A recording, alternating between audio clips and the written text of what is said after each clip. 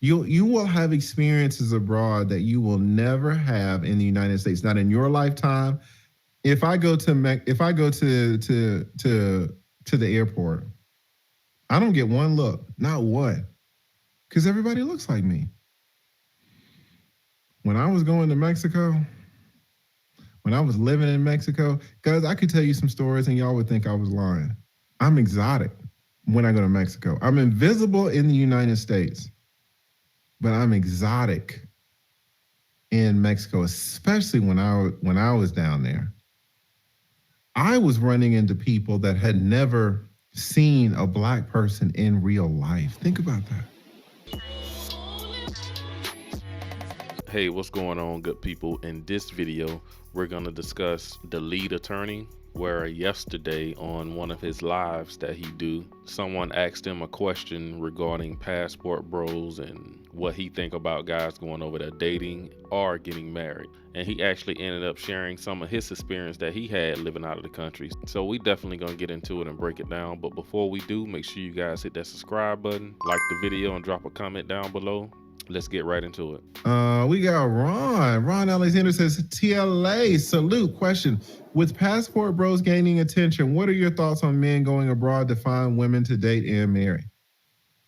I don't know about the marriage thing. I know a lot about the dating thing. I'm not a passport bro. I would not consider myself a passport bro. I will tell you this, though. I lived in Mexico on and off for 6 years.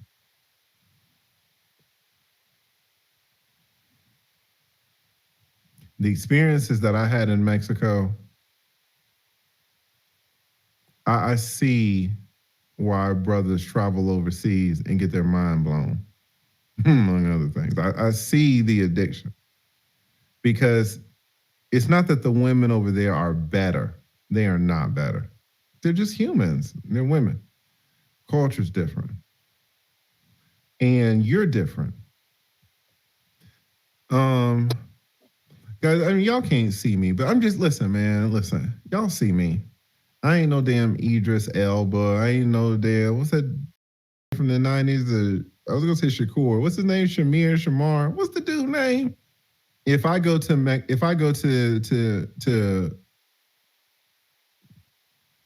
the airport, I don't get one look, not one, because everybody looks like me. When I was going to Mexico, when I was living in Mexico, guys, I could tell you some stories and y'all would think I was lying, because y'all can see me. Y'all be like, ain't true. I can show you some photos. There are about 3 videos on the internet that I wish I could take down. I'm exotic when I go to Mexico. I'm invisible in the United States, but I'm exotic in Mexico, especially when I was down there. I was running into people that had never seen a black person in real life. Think about that. They had never seen a black person in real life. When I was going, Michael Jordan was still in the league.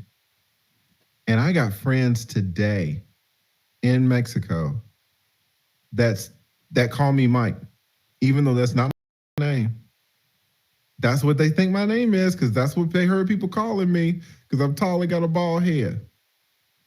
Oh, you're Mike. I was like, all right, I got your Mike. But that's me down there. Because they had just never seen.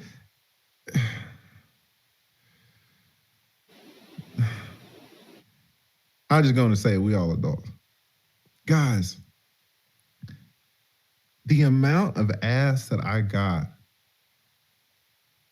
solely based on women wanting to know if the stereotype about black men was true.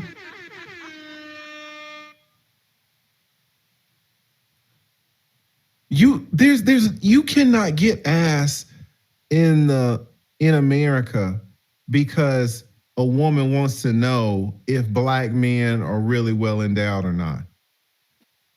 That's not a thing here. But if you go to a place where there are no black people and they've heard things, I mean, it's mind-blowing stuff. Things that you would just never consider that you're getting status or you're getting clout or you're getting attention for. I remember I was down there, guys. This is before I moved down there, and this is before I spoke Spanish. And this girl came up to me. I was walking from the gym, and it was like 2 p.m, and I saw her come up. She's with her friends, and I saw her come up. She was like 22. She was cute, man. She's super cute. And she was like, give me $5. And I was like, listen, I ain't got $5. I'm just coming from the gym. I don't have my wallet. I just had my backpack. I didn't have any money, because I didn't have my wallet. I was coming from the gym.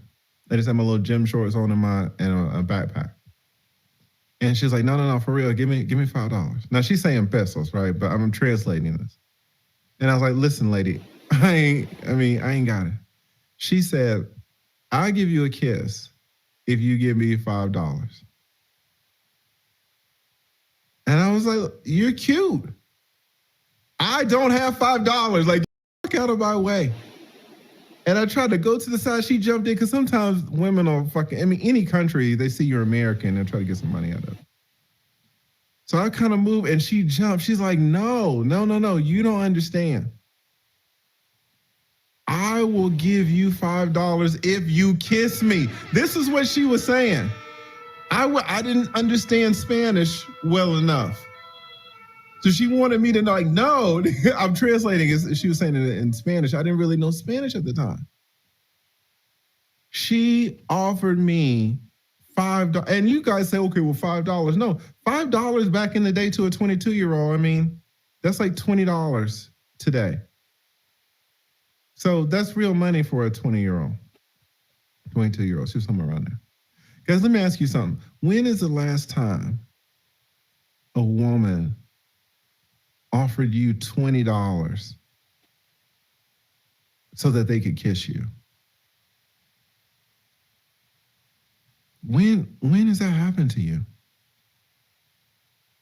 That would never happen to me in the United States. Like, no woman's gonna pay you for that. Now, that cute woman isn't this, let's be fair. She is not offering $20 to Mexicans. It's because we're different.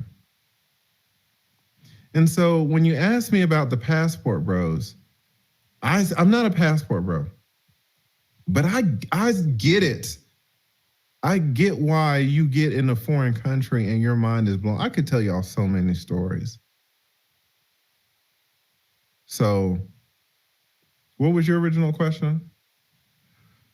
What are your thoughts on men going abroad to find women to date? It'll blow your mind. Now, when you say find women to marry, I'm like, all right, now let's slow down. Let's slow down.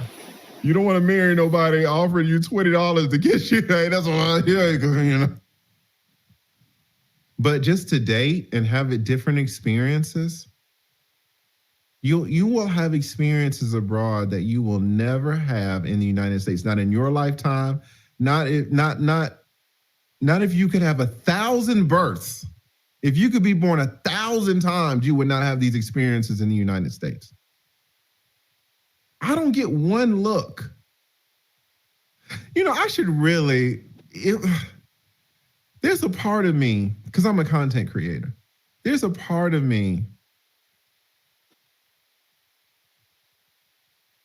There's a person, and there's a part of me that wants to bring this. I want to bring this person on so she could tell you about my time in Mexico, because y'all aren't going to believe me if I started telling you this shit. I got some stuff that I would tell you, and y'all just would be like, Lee lying. I'm looking at he lying. And she would back it up for numerous reasons. But if you never travel overseas, you never get that. Now, I've never been to the Dominican Republic. I've never been to Brazil. For me, I'm not about whoremongering. Um, but that's a personal thing. I've got friends who whoremonger outside of the country. One of my good friends is a whoremonger here. He does it. He does it nice though. He does it up. Like he like the escort services he used. They are top notch. I mean, it's professional grade. If you want to go outside the country to date, I'm all for it. If you're trying to go outside the country to get married, that's different because you are entering into a situation where and I'm talking specifically for the passport bros. I'm not a fucking passport bro. Yo soy bien diferente, güey. O sea, yo entiendo la cultura mexicana. Yo hablo español. Huh? When you talk about the passport bros, typically you're talking about people who don't understand the culture. They don't speak the language. I have been in so many relationships with Black women. We're the same and we can't even get on the same wavelength. And we speak English together. How are you supposed to get on the same wavelength with a Dominican woman? I've dated Dominican women here in the States. I don't never do that shit again.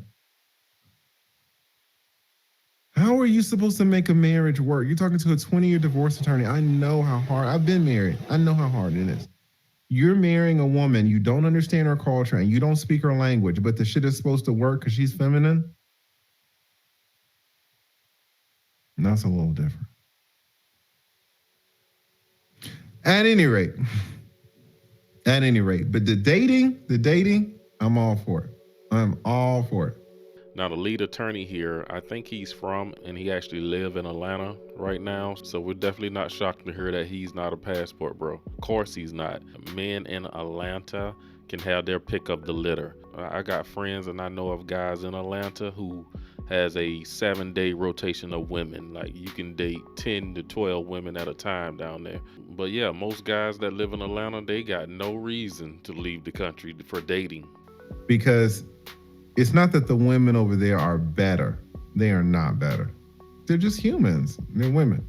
I gotta disagree with you there, lead. I think as far as girlfriend and wifey material, they are better. Girlfriend material, what I mean is she will do wifey things for you even though she's your girlfriend. You know, over here in the States, these women all be like, oh girl, don't be no wife to him till he give you a ring. Until then, he just get the girlfriend me.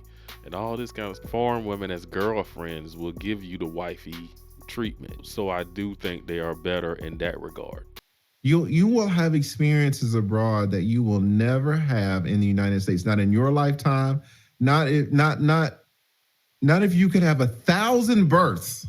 If you could be born 1,000 times, you would not have these experiences in the United States. He's right about that. I never knew living overseas, it would change me so much. It would change my outlook. The first time I lived overseas was in Japan, and Japan totally messed up my cultural insight. It totally changed my worldview, changed me from the inside out for a list of reasons that I'm not going to get into now.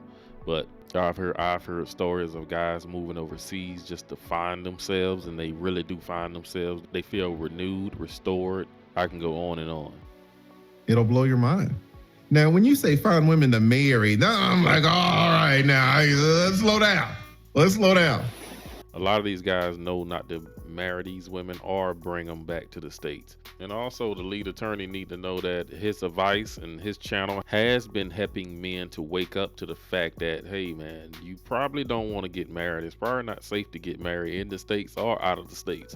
Like, it's just not a good, fair deal. Now, if you want to go get married and that's your goal, then go do what you want to do. Go do your thing, buddy. You know. But a lot of guys, it's just not worth the risk for them with them losing. They can lose awfully a lot, and they can really get messed up real bad going through an ugly divorce. So a lot of guys just not risking getting married. I think we will see a lot more bigger platform content creators talking about it, because the topic is not going to go away. It will go on forever. More and more men will go overseas looking to date or find wives. But that's all I got in this video. Hit that subscribe button on your way out. Also, don't forget to follow me on Datingwright Clips and Ronin Passport. Thanks for watching the video to the end. I will see you in the next one.